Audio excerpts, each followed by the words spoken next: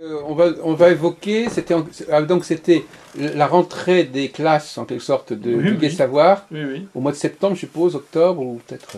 Oui, c'était en septembre. Alors vous étiez combien d'enseignants qui présentiez vos programmes? Oh, à peu près 8, 7 ou 8. Hmm. Et donc Jean-Charles Pichon qui était là, etc. Ah oui, oui, oui. Bougnac, il y avait d'autres. Et donc, les...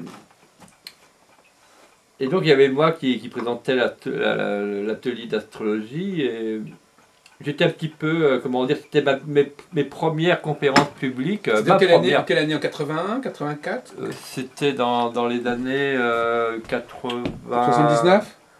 81, oui, par là. Oui. Ouais. 82, 81. Et donc c'était un peu extraordinaire pour moi parce que j'étais jeune et puis j'avais fait de conférences en public. Oui, en Et effet. donc j'avais comme travail d'annoncer ce que j'allais proposer au public pendant un an. Et personne, bien sûr, dans la salle était au courant puisque c'était la première année du Gai Savoir et donc les gens venaient par curiosité aussi puisqu'ils ne savaient pas du tout ce que c'était que le Gai Savoir. Mais c'était dans la salle de la librairie ou c'était ailleurs? Non, c'était pas dans, c'était dans une salle annexe qui avait été louée. Oui. Et donc il y avait une sorte de... C'est comme une salle de classe, vous savez, il y avait une élévation en bois, Un estrade. une estrade, et puis dessus l'estrade, il y avait des pupitres sur lesquels on avait placé nos documents, et on était côte à côte, quoi. Donc tout le monde était En randonnion, oui. oui, on était côte à côte, et on présentait chacun, donc l'un après l'autre, par ordre. Tous hein, les 5 par minutes chacun. ordre. Oui. Et Martine me souvient, la libraire de l'Irrationnel, et Olivier était à ma droite, et c'était les derniers près de la fenêtre, et puis donc les premiers comme ça, puis petit à petit ça venait jusqu'à moi, et donc la foule était en face bien sûr, il attendait, écoutait un petit peu donc les présentations des différents ateliers, et aussi ce que voulaient dire les présentateurs, on pourrait dire les professeurs, hein, grosso modo, hein, mais ce n'étaient pas des professeurs, mais des gens qui présentaient quand même ce qu'ils allaient faire pendant un an.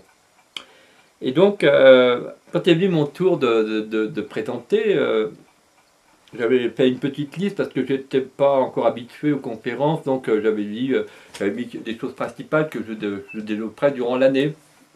Et j'avais mis sur des feuilles volantes, hein. Donc 3-4 feuilles volantes. Hein. Et donc Olivier, c'est parce c'était un peu toujours son rôle, il présentait d'abord la personne, hein, et puis donc il me présente en tant qu'astrologue et qui allait donc présenter un cours d'astrologie pendant un an. Et donc moi j'allais présenter les détails de ce cours, semaine par semaine, grosso modo, mois par mois. J'avais déjà prévu quelque chose de précis. Et quand vient mon tour, je m'aperçois qu'il n'y a plus de feuilles, que toute ma présentation, toutes mes notes que j'avais prises sur la table avaient disparu. En regardant bien la scène, il y avait devant moi donc le public, à côté de moi tous les enseignants ou pas ceux qui allaient donner un cours pendant un an. Et on était coincés les uns à côté des autres par des chaises, et c'était très difficile de voir ce qui se passait. Et quand je l'ai regardé, j'ai vu que mes feuilles étaient tombées au bas de l'estrade. Et donc pour aller les chercher, il fallait faire tout un tour et déranger tout le monde et descendre en bas, prendre les feuilles et les remettre en ordre et remonter et puis les mettre. Bon. Et en un instant, donc, la conscience intérieure a répondu de la façon suivante. Ben non, je ne descends pas, c'est pas possible. C'est pas possible de faire une chose pareille. Donc, j'ai parlé en fait des ateliers comme ça, spontanément. Et j'ai parlé aisément de ce que j'allais faire pendant l'année. Et chose extraordinaire parce que ça m'a permis après de faire les ateliers de la même façon. C'est-à-dire que j'ai pris très peu de notes, hein, et les gens étaient très passionnés parce que ça durait de 8 heures en général, de 20 heures le soir, donc jusqu'à 24 heures, 23, 24 heures le soir. Et c'était vraiment... ils ont été heureux, je dirais, d'être ensemble. Et même s'ils ne comprenaient pas tous les éléments de l'astrologie, ils étaient heureux d'être ensemble. Donc il y avait une joie, une espèce de gai savoir. On essayait bien d'être ensemble, même si le savoir n'était pas peut-être le plus important, c'était d'être bien ensemble. Et les gens ne se quittaient plus. C'était qui viennent d'assez loin, etc. Et donc, ça m'a amené à enseigner ou à dire les choses d'une façon spontanée. J'avais bien sûr un support. Le support, c'était le journal quotidien Ouest France, parce que ça passait à Nantes. Et c'était la première page de Ouest France. Et je demandais donc à chacun d'observer les images de Ouest France, et de les décrire seulement en description, non pas en invention ou en interprétant, mais juste en décrivant l'image. Qu'est-ce qui était sur l'image, qu'est-ce qui était représenté? Il y avait 3 ou 4 images représentées sur la première page. Et donc, on les décrivait, et puis en même temps qu'on décrivait cela, on décrivait aussi la situation de la position astrologique du moment. Et on essayait donc de voir si ça pouvait, s'il y avait des correspondances. Et j'ai fait ça pendant 3 ans. Et à chaque fois, un commentaire astrologique de l'actualité, en fait. de l'actualité par le même journal et sur la même feuille, toujours la même, le même journal et toujours la même page, la première page. Le quotidien du jour ou c'était un hebdomadaire? C'est le quotidien du jour. Oui. Et donc, ça, on a avancé, on a progressé d'une façon extraordinaire. On s'était aperçu vraiment qu'il y avait des correspondances entre ce qui se passait dans le ciel au niveau de certaines positions astrologiques et effectivement les journaux qui eux n'étaient pour rien pour leurs photos. Mais dans la description, nous avons appris beaucoup de choses sur la symbolique astrologique de la vérité du moment, c'est-à-dire ce que les journaux présentaient, c'était l'image de ce que on pourrait imaginer la manière dans le ciel d'imager les choses se représenter sur Terre d'une certaine manière dans le journal Ouest France. Et il y avait une correspondance. On dressait le thème du jour aussi. Moi je dressais le thème du jour, mais je demandais donc aux gens effectivement de regarder le thème du jour et en même temps donc les positions planétaires, les angularités, les positions en signes, etc. Ah, mais alors vous le faisiez pour quelle heure de la et journée? les mouvements des astres. Pour quelle heure de la journée vous le faisiez? Et moi je le faisais donc pour le moment du cours. Ah oui, c'est ça. Qui n'était pas forcément le moment où le quotidien était paru. Pas du tout. Pas du tout. Je montais toujours pour le... En fait, on ne regardait pas très... les positions de l'ascendant ne nous intéressaient pas. C'était la position des astres. En maison aussi, non? Non pas tellement en maison, en signe. On a travaillé sur les positions en signe. Et donc on travaillait sur la position pour la Lune, il pouvait y avoir des petits passages, et pour certaines planètes à certains moments. Est-ce que tu peux donner quelques exemples de corrélations frappantes entre telle configuration et tel événement qui a été mis sur le journal? Quelque chose dont tu te souviens? Oui, je me souviens d'une chose assez amusante, parce que moi, ce qui m'intéressait parfois, c'était qu'il y avait souvent des représentations de vélo. Donc il y avait des gens qui faisaient du vélo. Et je me souviens un jour que quand la Lune était en Verseau, c'était une personne qui montait à vélo, mais qui montait un poteau électrique.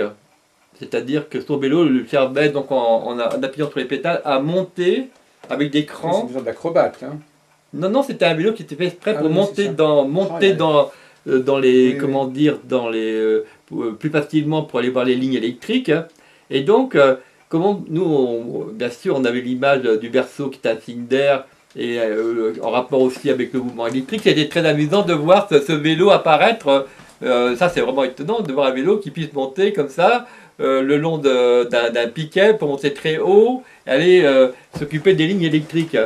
Le problème, c'est que, au fond, les journalistes, ils choisissaient ce sujet, pas forcément parce qu'il se passait quelque chose ce jour-là.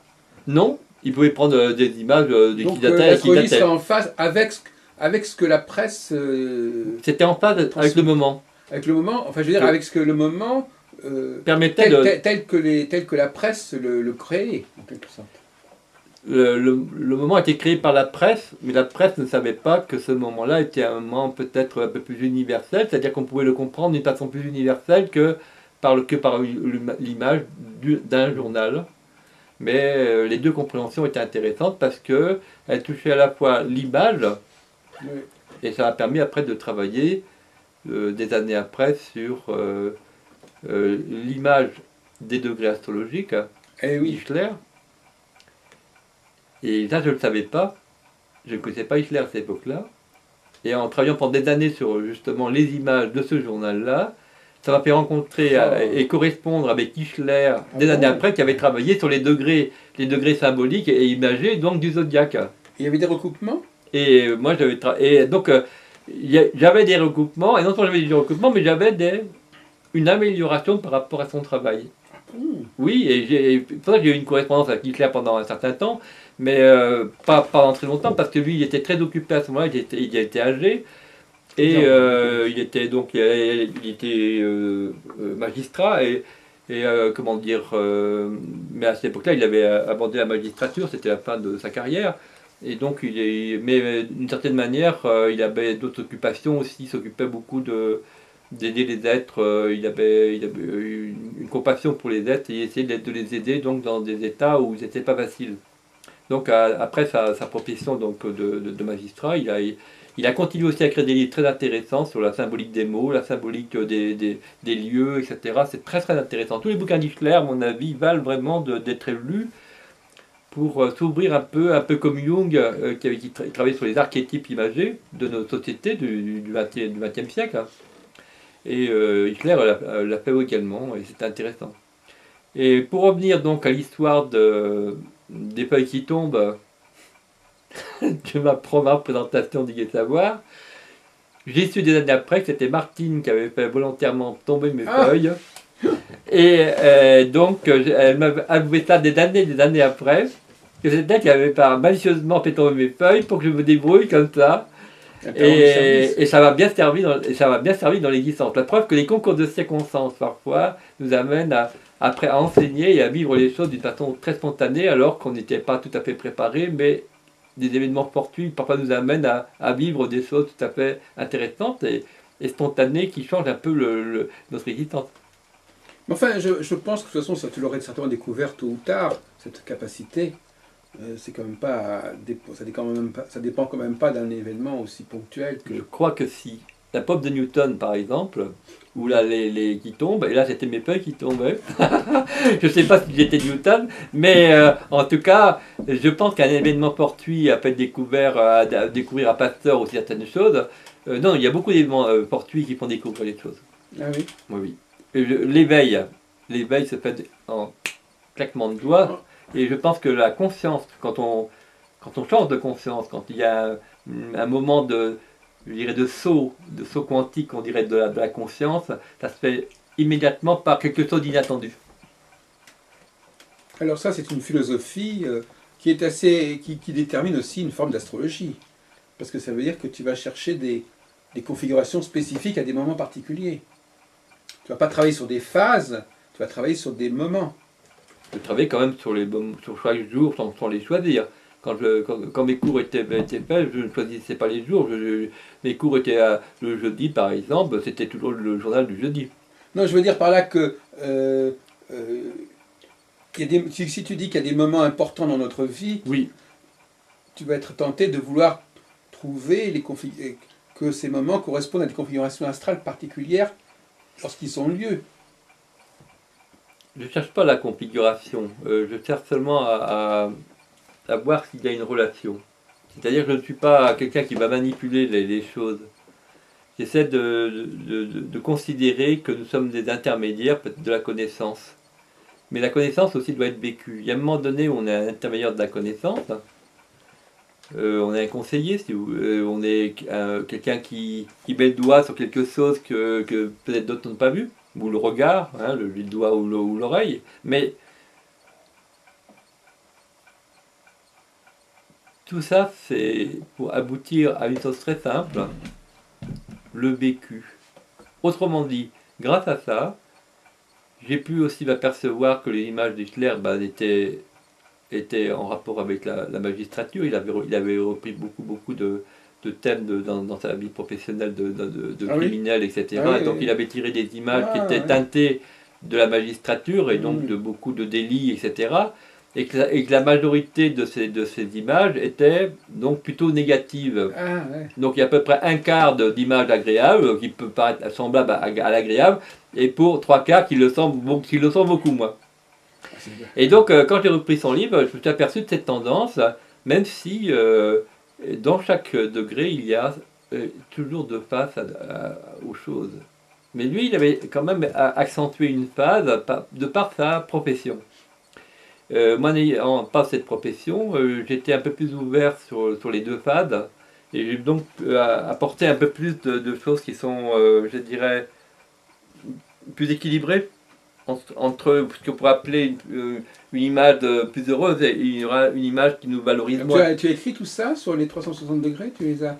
J'avais écrit énormément et tout ça, ça a été perdu, volé, etc. Enfin, ma vie a été aussi un exemple de société où le pillade peut servir à enlever des documents qui pourraient servir à d'autres. Mais bon, sans qu'il y ait un complot ou quoi que ce soit, ça m'est arrivé vraiment. Donc, je veux dire, c'est la vérité, hein, donc on ne peut pas la cacher.